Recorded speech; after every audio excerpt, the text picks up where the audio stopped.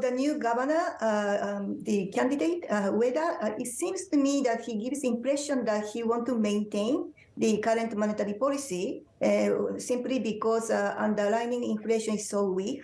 And also Japanese economy have a negative, shocks from a global slowdown this year. So it's not a time to increase the interest rate this year. That is the impression I got. So, he may delay the timings to do some exit policy or do some tweaks to the YCC.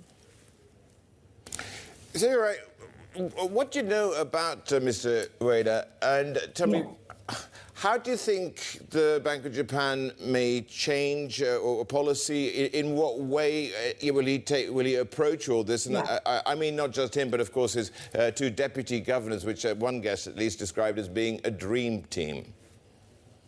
Well, after all, it all matters is governance. The governor's view is most important. So because other two deputy governors, usually they are supposed to help governors. So governor's view is the most important.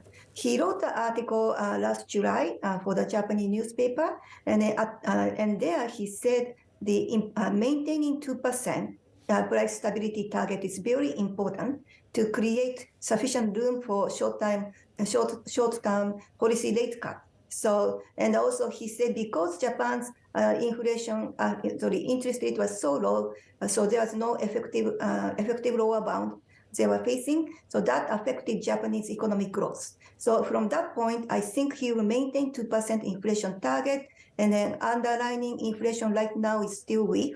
So I don't think he's going to try to normalize monetary policy, at least this year. Now, at the same time, so he gives the impression that he's dovish, but at the same time, he mentioned that we need to formulate exit policy. And what would an exit policy look like? This is it as well, isn't it, Sayuri? Yes. And what you want to do is create a virtuous cycle of 2% inflation, and as you were discussing with us earlier, a 5% wage growth here as well, and rather than a vicious cycle, a virtuous cycle. Yeah, so if he sticks to the 2% inflation target, and he says he will make efforts to do it, I think he has to maintain current policy without further tweaks to YCC. Now, if he wants to do some tweaks, expanding 10-year yield target or shifting from 10-year targets to 5 or 7 years, which he denied, he has to give a strong, convincing reason why he's going to do it while underlying inflation is so weak. So actually, he's taking neutral position right now. So we don't really know what he's going to do. But since he's already maintaining the 2% inflation is important, so I think he's not going to change the policy. That is what I feel. But Sayuri, when he does decide to do it, how will he do it? I mean, what's a credible way to make an exit from YCC, bearing in mind it has implications on the world? Yeah. So, I think the, only choice is to continue to do tweaks to the 10-year yield, either further expanding the 10-year yield target range from 0.5% to say 0.75, eventually 1%, or shortening this 10-year yield targets to 5 or 7 years. That is, I think, the most smoothing way. But he denied in this July article. So, and he said instead, one-time adjustment is better because tweaks is not only inconsistent with having 2% inflation target, but the tweaks also invite lots of speculation. That is not very healthy. So he kind of suggested one-time adjustment means remove YCC completely, right? But that is very difficult, I think, to do it. It creates a lot of shocks to the bond market. So to me, if he's going to do the exit policy, I think the only way is to do tweaks,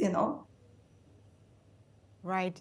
What does it mean for the yen then? We had Eisuke Sakakibara joining us saying that he sees the yen getting to 120 this year.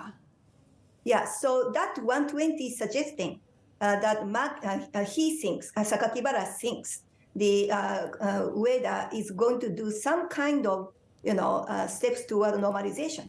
So people who believe in that he's going to do some kind of review over this existing longer than expected this monetary easing, think that yen will appreciate. So people who believe in yen's appreciation means whether it's going to do some kind of tweaks or taking step toward normalization. But on the other hand, there's a group of people at the government who believe, sort of reflationists, who believe that he has to maintain current monetary policy in order to make sure that Japan get out of deflation and achieve 2%. Those people say that he has to complete Abenomics. So there's a two group of experts in Japan completely divided, and he takes neutral position here. So, whether he's going to do steps toward normalization or whether he's going to maintain 2%, because at this moment, no way to achieve 2% in stable manner, it's not clear. But my impression from what he said is a status quo.